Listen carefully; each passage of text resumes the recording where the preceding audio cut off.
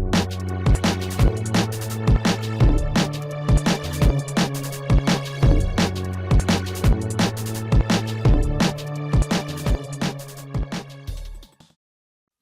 दोस्तों, आप सभी का स्वागत है हमारे चैनल जिसका नाम है श्री एजुकेशन।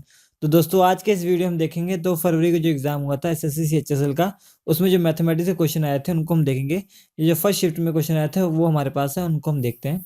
जो पहला क्वेश्चन पूछा गया है साइन 5 पाई/3, साइन 5 पाई/3, साइन 5 पाई/3 मतलब इसको कैसे सोल्व करेंगे। देखिए इसको हम लिख सकते हैं साइन 5 पाई/3 को मैं लिख सकता हूँ 2 पाई - पाई/3 लिख सकता हूँ मैं। हमने ये जो इस टाइप के क्वेश्चन है हर एग्जाम में, एसएससी के हर एग्जाम में एक तो कंफर्म आता है।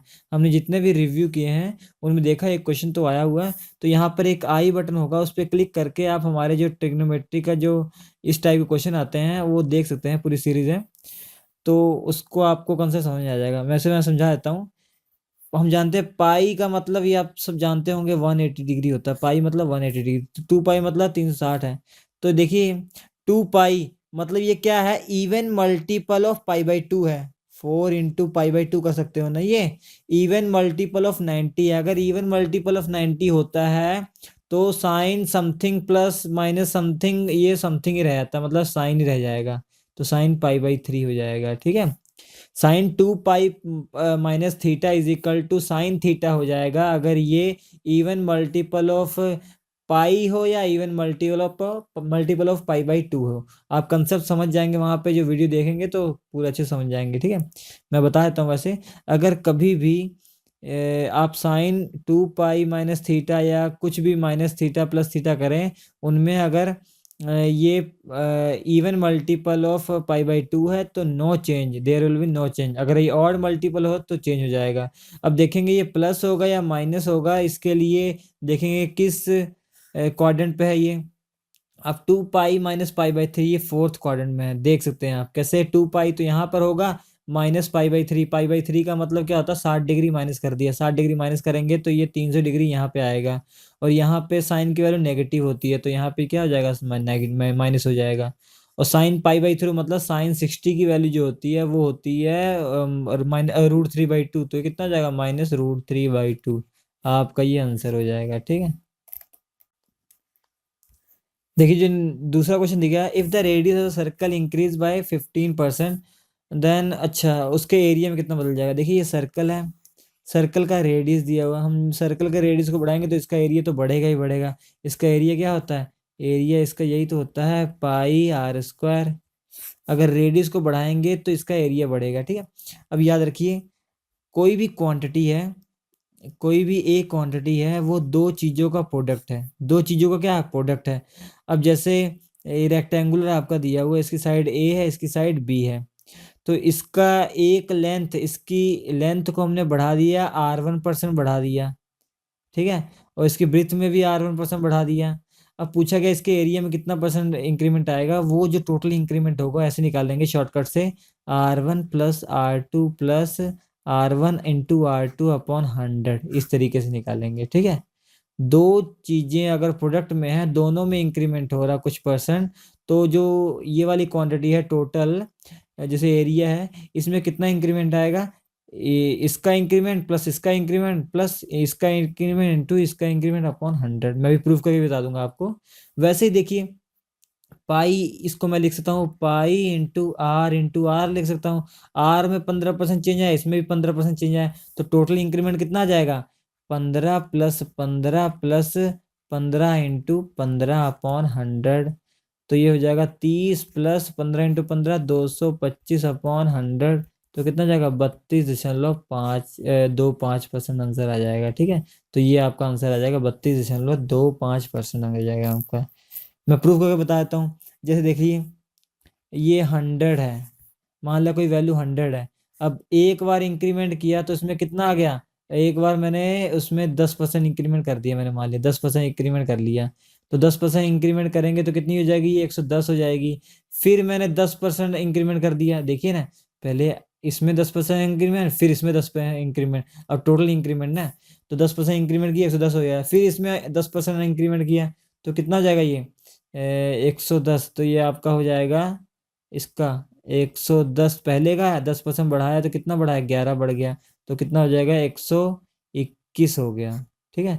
अब हमने जो शॉर्टकट बताया, शॉर्टकट की सहायता से, अगर मैं शॉर्टकट की सहायता से करता, ये सब ना करना पड़ता मुझे, देखिए 10 + 10 + R1 × R2, 10 × 10 100 अपॉन 100, तो ये कट जाएगा इससे, तो कितना हो जाएगा, 10 और 20 21, 21% इंक्रीमेंट। देखिए 100 से 21% इंक्रीमेंट कितना हो जाएगा, ये आ जाएगा। तो इस तरीके से कोई भी क्वेश्चन आए, अब मैं इसके लिए वीडियो बना दूंगा आपके लिए, वो बहुत ही बेनिफिशियल होगा आपके लिए, बहुत ही, उसमें शॉर्ट ट्रिक बताऊंगा मैं परसेंटेज वाले में, आपको समझ में आ जाएगा।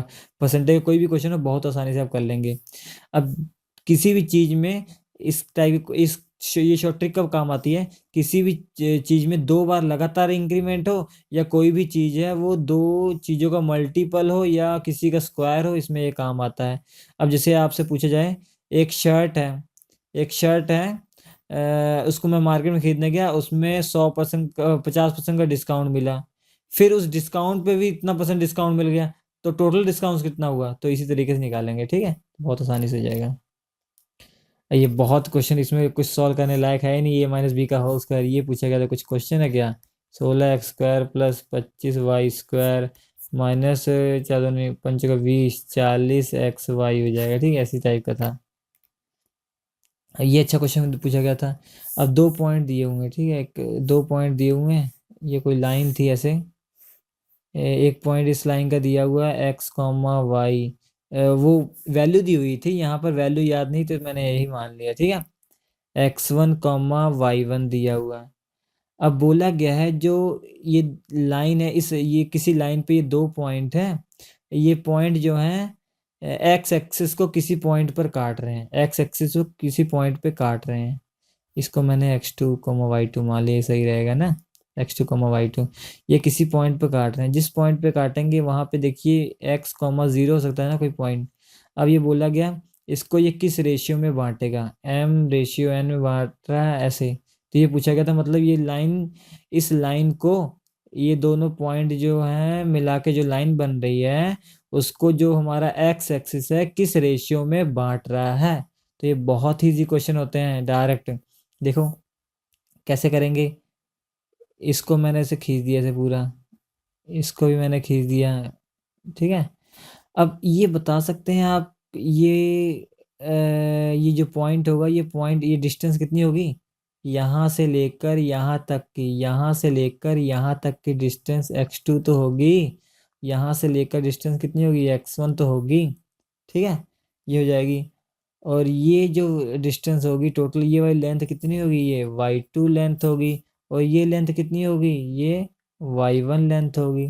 ठीक है, अब देखिए 2 ट्रायंगल दिख रहे हैं आपको, एक ये ट्रायंगल दिख रहा है, एक ये ट्रायंगल दिख रहा है, दोनों क्या है, सिमिलर ट्रायंगल है। सिमिलर ट्रायंगल में क्या होता है कि जो इसकी साइड होती है वो, उनका रेशियो क्या, उनकी साइड का रेशियो क्या होता है, सेम होता है सिमिलर ट्रायंगल में।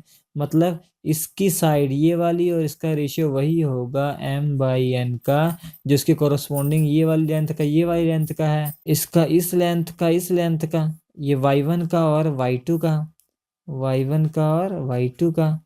और देखिए उसी प्रकार ये वाली लेंथ का रेशियो वही होगा जो इसका होगा, मगर ये वाली लेंथ हमको निकालनी पड़ेगी। टोटल ये x है, ये x पॉइंट है तो टोटल x है, और ये x1 है, तो ये कितना हो जाएगा, x - x1 हो जाएगा। और ये वाली लेंथ हमको निकालनी पड़ेगी, ये टोटल यहाँ से यहाँ x है और यहाँ से यहाँ x2 है, तो x2 - x हो जाएगी। अब 2 पॉइंट दिए हुए थे, ये पॉइंट दिया हुआ था जिसे मैंने मान लिया 2,3 दिया हुआ है, और ये भी पॉइंट दिया हुआ था आपका, मैंने मान लिया 1, -3 दिया हुआ ऐसे ही। ठीक है, और आपसे m और n की वैल्यू पूछी हुई थी, तो कुछ करना थोड़ा ना था, y1 हमें पता था, y2 पता था, यहाँ रखते इस फॉर्मूले में ये वैल्यू पता लग जाती है। ठीक है, और दूसरा फॉर्मूला एक ये देखिए होता है, 2 पॉइंट हमको मालूम है, 2 पॉइंट हमें मालूम है, और ये वाला जो पॉइंट है x, 0, फिर से बताता हूँ, यहाँ पे एक लाइन है, ये x1, y1 इसके पॉइंट है, ये x2, y2 पॉइंट है, एक पॉइंट यहाँ पर है जो इसको m/n में बांट रहा है, इसके कोऑर्डिनेट x, y हैं, तो इसकी जो कोऑर्डिनेट हम डायरेक्ट निकाल सकते हैं, जो x की वैल्यू होगी वो क्या होगी, m × x2, इसके opposite m × x2। Plus N into x1 upon m plus n। इसी प्रकार y का भी निकाल सकते हैं। y का क्या होगा, इसका कोऑर्डिनेट y का y is equal to m into y2 plus n into y1 upon m plus n। इस तरीके से निकाल देंगे। ये क्या है, दो पॉइंट हमें दिए गए हैं, एक तीसरा पॉइंट इस लाइन को m रेशियो n में बांट रहा है, तो इस लाइन का कोऑर्डिनेट क्या होगा, तो ये कोऑर्डिनेट ये होता है फॉर्मूला। अब देखिए ये क्वेश्चन दिया हुआ है सिंपल इंटरेस्ट और कंपाउंड इंटरेस्ट का। ये बहुत इजी होते हैं सारे फॉर्मूले, ये कंसेप्ट सारे बहुत इजी होते हैं। ए प्रिंसिपल अमाउंट ये acquires over a two a different, ठीक है। ये दिया गया है कि कंपाउंड इंटरेस्ट और सिंपल इंटरेस्ट में डिफरेंस दिया हुआ है 405 का 2 साल के लिए। अब देखिए 2 साल तक किसी मनी को हमने सबसे पहले सिंपल इंटरेस्ट में जमा किया, उसी मनी को हमने 2 साल तक कंपाउंड इंटरेस्ट के लिए जमा किया, और 2 साल में इसका कंपाउंड इंटरेस्ट ज़्यादा आएगा ही, हम जानते हैं। और दोनों का जो डिफरेंस दिया हुआ है 405, डिफरेंस कितना दिया हुआ है 405, और अमाउंट हमसे पूछा हुआ है, ठीक है, जो प्रिंसिपल अमाउंट पूछा हुआ है। तो इसका फॉर्मूला देखिए क्या होता है कि इसे बोला जाए आपको कि पी प्रिंसिपल था, सबसे पहले प्री प्रिंसिपल था, उसको 2 साल के लिए सिंपल इंटरेस्ट पे दिया, उसी को हमने कंपाउंड इंटरेस्ट दिया। अब दोनों का जो डिफरेंस आ रहा है, कितना डिफरेंस आएगा, तो वो फॉर्मूला जो डायरेक्ट होता है, डिफरेंस जो दोनों में सिंपल इंटरेस्ट और कंपाउंड इंटरेस्ट में difference is equal to P into R upon 100 का स्क्वायर। ये शॉर्ट ट्रिक है, तुरंत इसका सॉल्व हो जाएगा। ये क्या होता है, डिफरेंस क्या, 2 साल के लिए डिफरेंस है कंपाउंड इंटरेस्ट और सिंपल इंटरेस्ट में। पी क्या है, प्रिंसिपल है, आर क्या है, रेट ऑफ इंटरेस्ट है। और डिफरेंस कितना है 405, प्रिंसिपल हमें नहीं मालूम, आर की वैल्यू कितनी है 9, तो 9 इंटू 9 हो जाएगा, ये 100 इंटू 100 हो जाएगा। 9 इससे कट जाएगा, 4 9 36, 9 45, फिर 9 से कट जाएगा, 9 5 45, तो ये 10,000 इधर चला जाएगा, तो P इज इक्वल टू कितना आ गया 50,000 आंसर आ गया। 50,000 अमाउंट, देखिए 50,000 अमाउंट आ गया, ठीक है। तो ये क्वेश्चन थे जो फर्स्ट शिफ्ट में आए थे एसएससी सीजीएसएल 2 फरवरी को। इसके बाद मैं सेकंड शिफ्ट और थर्ड शिफ्ट में जो क्वेश्चन आए थे वो भी अपलोड कर दूंगा। इसके बाद मैं जो जीएस के क्वेश्चन है वो भी अपलोड कर दूंगा आपके लिए विद एक्सपेक्टेड क्वेश्चन जो फ्यूचर एग्जाम में आ सकते हैं। हमारा ये वीडियो देखने के लिए आपका बहुत बहुत धन्यवाद।